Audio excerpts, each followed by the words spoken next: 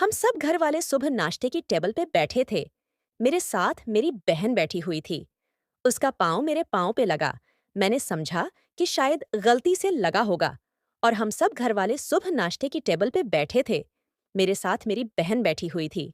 उसका पाँव मेरे पाँव पे लगा। मैंने समझा कि शायद गलती से लगा होगा। और फिर उसका हाथ ahsta ahsta मेरे पे। या मैंने एक दफा उसका हाथ हटाया क्योंकि घर वाले सब बैठे हुए थे। हाथ हटाया क्योंकि घर वाले सब बैठे हुए थे। उसने फिर दोबारा यही हरकत की। इस बार मैंने कराची में रहता हूँ। घर में मेरे 5 अफराद हैं। एक मेरी बहन, 2 हम भाई हैं। और मेरे उम्मी अपना तीर, इसके हाथ में मेरा नाम उमरान है। और मैं 25 साल का हूँ। मनावर अबू रहते हैं। बहन भाइयों में सबसे बड़ा मैं हूँ। मेरे दूसरे भाई का नाम कामरान है और बहन का नाम ज़ोया है। मेरे अबू सरकारी मुलाजिम थे, लेकिन अब रिटायर हो गए हैं। और मेरी अम्मी हाउसवाइफ हैं, सारा दिन घर पे होती हैं। मैंने अपनी तालीम मुकम्मल कर ली थी। अब मैं अच्छी सैनौकरी की तलाश में था। फ़िलहाल तुम्हें घर पे रहता था। मेरी बहन भी जवान हो गई थी और मेरा भाई 20 साल का था। वो अभी पढ़ रहा था। मेरी एक गर्ल फ्रेंड थी जिसका नामकरण था। वो यूनिवर्सिटी में मेरी गर्ल फ्रेंड बनी थी और मैं इसी से शादी करने वाला था। अब इंतजार में था कि मेरी कोई अच्छी सी नौकरी लग जाए। और मेरी बहन भी एक लड़के को पसंद करती थी। वो कजनजाद भाई था। इसका नाम आसिफ था और वो भी हमारे पड़ोस में रहता था। हमारे घर आता जाता रहता था। मेरी बहन जोया इससे हंस हंस कर बात करती थी। और घर में सबको पता था कि जोया असफ को पसंद करती है। हम कराची में रहते हैं और हम ओपन माइंड फैमिली से ताल्लुक रखते हैं। हमारी फैमिली में ये बात पूरी नहीं समझी जाती। लड़की का जहाँ दिल करे वो शादी कर सकती है, और लड़के का भी, और इसी आज़ादी का मैंने भरपूर तरीके से फायदा उठाया। एक रात में अपने घर में सो रहा था। रात काफी थी। मुझे बेचैनी से नींद नहीं आ रही थी। मैं सिगरेट पीने के लिए अपनी छत पे गया तो देखा मेरी बहन जोया वहां किसी से फोन पर बात कर रही है। मेरे लिए ये आम सी बात थी, क्योंकि मेरी बहन के पास फोन था। वो किसी न किसी से बातें करती रहती थी। मैं ने सीरियस नहीं लिया। लेकिन जैसे ही मेरे कानों में आवाज पड़ी कि वो किस कस्म की बातें कर रही है, मैं समझ गया कि वो जरूर आसिफ से बातें कर रही होगी।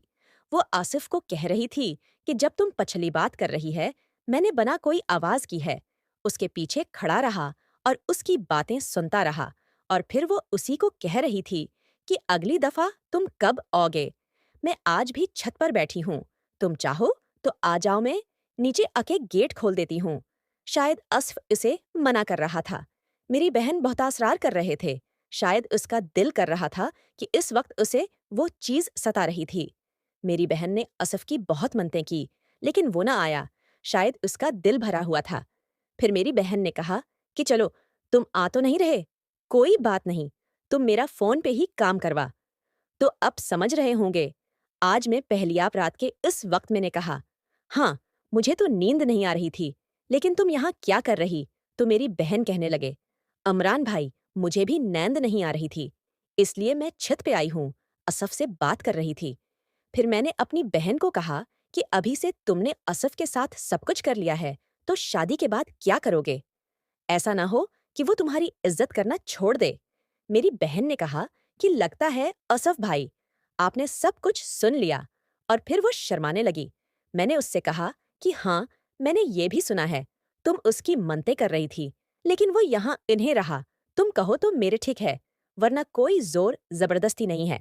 और फिर उसने बना कोई जवाब दिया, नीचे चली गई।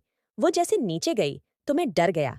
मैंने सोचा कि ये मैंने है क्या बोल दिया, वो कहीं अम्मी और अबू को न बता दें। उसके बाद मैं काफी पछता रहा था कि मुझे अपनी बहन से ऐसे बात नहीं करनी चाहिए थी। लेकिन क्या करता, अब जो होना था वो हो गया था। इसी तरह मैंने छत पर 2-3 सिगरेटें पी और फिर मैं भी नीचे एके अपने रूम में सो गया। आज मैं उठा तो मेरी बहन का मॉड कुछ अजीब सा था। वो शायद मुझसे नाराज थी रात वाली बात से। लेकिन मेरे लिए ये कोई इतनी बड़ी बात नहीं थी, क्योंकि मेरे दोस्त ने मुझे बताया था कि वो भी अपनी बहन के साथ ये सब करता है। इसीलिए मैंने दिल बड़ा करके अपनी बहन को बोल दिया था। और फिर मैंने अपनी बहन के नंबर पे मैसेज किया।